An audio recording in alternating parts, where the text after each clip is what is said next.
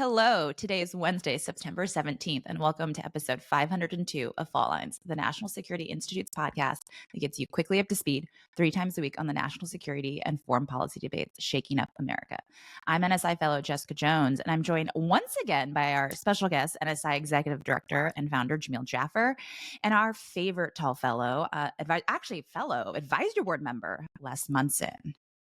Okay, today we're talking about wow, the world has been so crazy that we're actually talking about a story that occurred earlier this month, U.S. military attacks on boats off the Caribbean. So earlier this month, the Trump administration carried out a deadly strike on a vessel in the southern Caribbean that belonged to a Venezuelan gang. It killed 11 people on board. The U.S. claims that the boat was transporting large quantities of illicit drugs bound for the U.S. And then earlier this week, a second strike was launched against another drug vessel linked to Venezuela. And President Trump actually revealed a third strike on a Venezuelan boat just in the, I believe, yesterday. So that's 3 boats in total that have been sunk off in the Caribbean. These attacks are, part of a broader escalation. I'll put the air quotes of war on drugs that the U.S. has been fighting for decades now. The Trump administration has designated several gangs as terrorist organizations, including gangs in Venezuela, Haiti, Ecuador, and Mexico, and significantly increased military assets near Venezuela. The administration justifies these strikes as necessary to defend U.S. national security from the flow of narcotics and related criminal activity. The operations have been a little bit controversial. You've seen a lot of headlines questioning, what evidence has been presented about who was on board, what cargo it might have had, or, the U.S. authority to use lethal strikes by the military. Okay, so I want to get your guys' opinion. Les, I'm going to turn to you because we're going from height. So you get to go first as the Damn tallest right. person on the pod. What do you make of all of this? Is this a big deal? It's a big deal. Yes. I think it's on a lot of levels. The idea of just kind of preemptively attacking these drug boats is interesting for several reasons. This has not been our approach in the past to fighting the war on drugs. Our battle in the war on drugs in the past relied on other countries working with us in the region, more of a law enforcement approach. It's something that had a certain amount of effectiveness to it. We're never going to win the war on drugs because people in our country are going to continue to want to use them, and people will find a way to get them those drugs for money. But you can mitigate to some extent the impact of drugs in our country by doing interdiction efforts like this. This is a different approach. I'm not sure it's any more effective than our old approach, and it definitely gets the attention of people because it's not compliant with what some might call international law and that kind of thing. So one question I have is, do we think this actually makes more of a difference in the battle on the war on drugs? I suspect it doesn't. And then when you pull back and look at the global picture where Russia continues to pound Ukraine, sends drones over NATO countries, assassinates its political opponents all around the globe, and China continues to kind of push its international borders outward, claiming more and more rights in the South China Sea and other things. This is kind of the Trump response to that. And I wonder where this is going. How significant is it? Are our adversaries noticing what we're doing? And how are we going to build on that to address the real threats to our national security, which really come from China and to some extent Russia? Jamil, what do you think of that? Is this the Trump administration, a slight distraction, the Trump administration's focus here on the Western Hemisphere when we've got all these other conflicts going on? Like, what do you make of these, the sinking of these 3 vessels? Well, I mean, look, the drug trade is a huge killer of Americans, young and old alike. Fentanyl is the single largest cause of death in generations from a single source, and that's a real problem. Now, fentanyl originates from China, but comes through countries like Venezuela and Mexico, on through the Caribbean on boats, and on through the southern border in Mexico. And President Trump has made clear that it's his policy to shut down the fentanyl trade. He's imposed significant tariffs on China. He's designated Tren de Aragua, this drug cartel from Venezuela, as a narco-terrorist group. And now he's taking authoritative action, affirmative action, military action against these drug cartels in international waters. So look, I mean, the president, in his letter to Congress, where he notified them of the strike under the War Powers Resolution, said that this was under his duty to protect the nation and act in self-defense, to protect the nation and its people. He asserted the commander-in-chief power. He didn't cite to any statute, although presumably he could argue that this is part of an effort to repel the invasion that he determined was happening under the Alien Enemies Act earlier in his administration.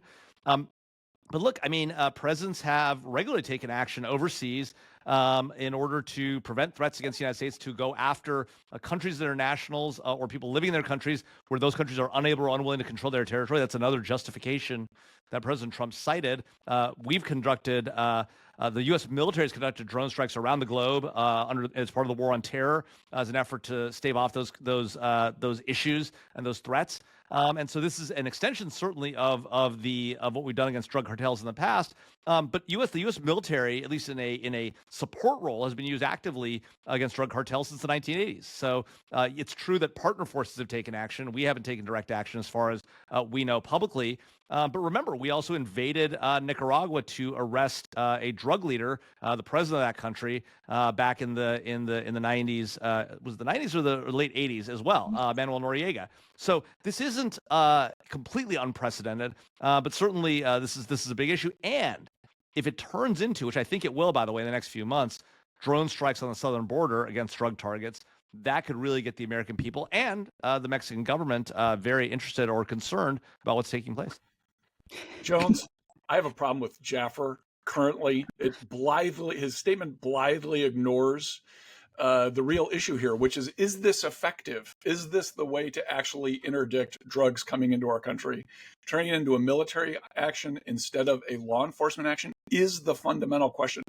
Which is more effective, are we doing this for some other purpose? It's not. The question is not whether we should be fighting the drug trade. The question is how and what is the most effective way to do it and actually advances our national interests. Well, clearly these attacks weren't just about drugs, though, right? It's a clear message to countries in the Western Hemisphere that the U.S. is willing to take military action unilaterally. To your point, Les, that usually drug interdiction has been a partnership. If there is a carrot or stick approach, if it's that binary, we're going all stick. There's no amount of cooperation or partnership when it comes to these actions. So to your point, I mean, it hasn't worked.